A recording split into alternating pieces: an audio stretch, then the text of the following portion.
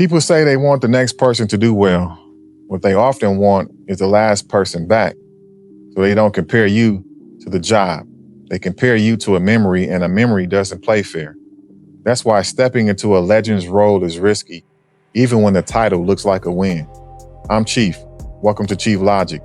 Today we're breaking down Law 41, a law about comparison, inherited expectations, and the quiet trap of taking over for someone who was loved. Law 41 says, avoid stepping into a great man's shoes.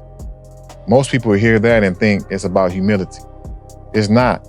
It's about walking into a story that already has a main character, a standard, and a set of expectations that weren't built for you. When you step into a great man's shoes, you inherit the shadow with the position. You don't get judged on your own work, you get judged against a memory. And memories are unfair opponents because people protect them.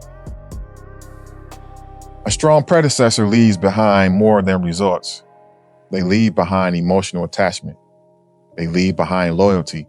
They also leave behind habits built around their personality. The room isn't just used to what they did, the room is used to how they made people feel. That feeling becomes the benchmark, and the benchmark becomes a trap. Here's what's happening under the surface. People don't like uncertainty, especially when things used to feel stable. When someone respected leaves, the room feels exposed.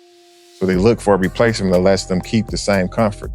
They want the same tone, the same style, and the same rhythm. But they also want something new. They want improvement.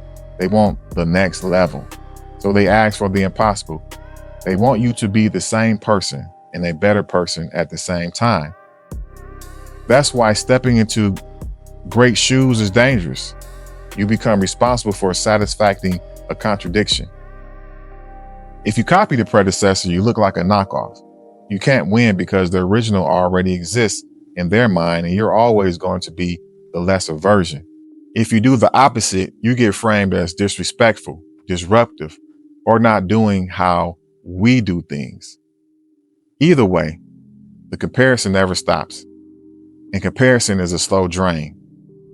The real cost isn't just criticism, it's constraint. You start adjusting your behavior to avoid being compared. You start thinking, let me not trigger that. You start choosing safe moves instead of effective moves. You start protecting the story of the predecessor more than building your own. That's how people lose themselves inside a role. If you ignore this law, the fallout shows up the same way every time. You end up fighting a ghost while trying to do a job. You spend energy managing perception instead of building outcomes. You get pulled into politics you didn't create because the room is split between loyalty to the past and fear of the future. And if the predecessor was truly respected, some people will never give you a fair evaluation. They will interpret your mistakes as proof you don't belong, and they will interpret your wins as the work of the system the predecessor built. Your success won't be fully yours. That's a hard situation to build power in.